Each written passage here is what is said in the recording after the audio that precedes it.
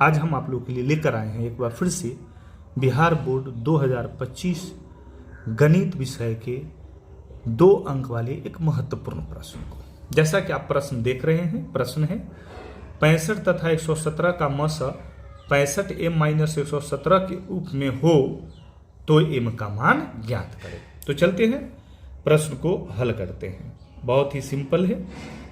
सबसे पहले हम 65 और 117 का मसा निकाल लेते हैं अभाज्य गुणनखंड विधि से। आप लोग ये जानते ही होइएगा, 5 का अभाज्य गुणनखंड होता है 5 गुने 13 और 117 का अभाज्य गुणनखंड होगा 3 गुने 13। 3 तिहाई 9 और 13 नमा 117 और ये 13 बचे 65। अब इसका मसा होगा, आप लोग जानते हैं मसा में वैसी संख्याओं को लिया जाता है जो उभयनिष्ठ हो। उभयनिष्ठ का मतलब कि जो भी संख्या का मसा निकालना है उसके सभी अभाज्य गुणनखंडों में शामिल हो। तो आप देख रहे हैं कि यहाँ पर 13 क्या है, उभयनिष्ठ है। 65 के भी अभाज्य गुणनखंड में शामिल है और 117 के भी अभाज्य गुणनखंड में शामिल है। बाकी 5 इसमें है तो इसमें नहीं, और 3 इसमें है तो उसमें नहीं। 5 और 3 उभयनिष्ठ नहीं है और 13 उभयनिष्ठ है। जो उभयनिष्ठ होते हैं वही मसा होते हैं। तो 13 मसा निकल गया। अब हमारा प्रश्न क्या कहते हैं, तो अब लिखेंगे, एक लाइन लिख देंगे प्रश्न से, क्योंकि प्रश्न कह रहा है कि यहां पर आप देख रहे हैं कि 65 तथा 117 का मसा कितना है, 65m-117। तो आपको मसा दिया हुआ है। मसा कितना दिया हुआ है, तो मसा जो दिया हुआ है इस फॉर्मेट में 65m-117 और हमारा 65 117 का मसा आया कितना है 13। तो मसा के जगह पर हम लोग 13 बैठा देंगे और दाहिना साइड में 65m-117 है, ये 65-117 रह जाएगा। इस तरह से हम एक बार इसको फिर से देख लेते हैं। प्रश्न कहता है कि मसा जो है वो कितना है, 65m-117 है। तो मसा कितना हो गया, 65m-117। तो मसा ऑलरेडी हम निकाल चुके हैं 13, तो यहां 13 लिख देंगे और इधर में जो 65m-117 है उसको उतार देंगे। अब क्या करेंगे, अब इन प्रश्न को हम एक रैखिक समीकरण के रूप में हल करेंगे।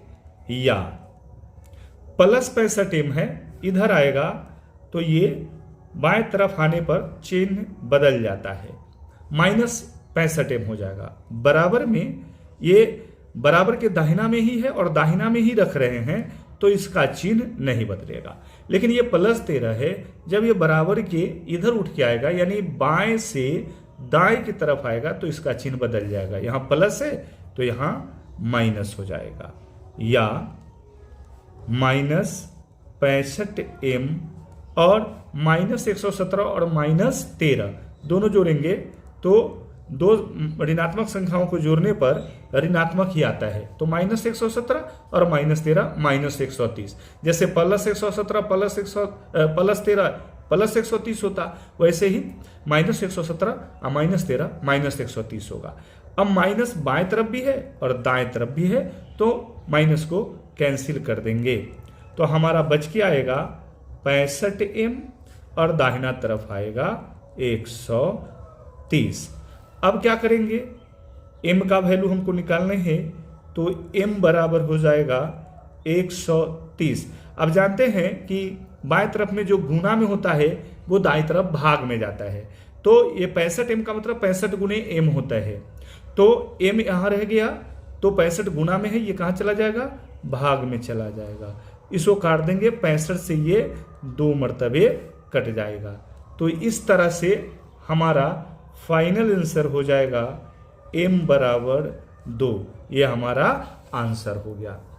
तो जैसा कि आप यहां प्रश्न में देख सकते हैं, यहां पर हमसे यही पूछा गया था कि 65 तथा 117 का मसा 65m-117 के रूप में हो तो m का मान ज्ञात करें।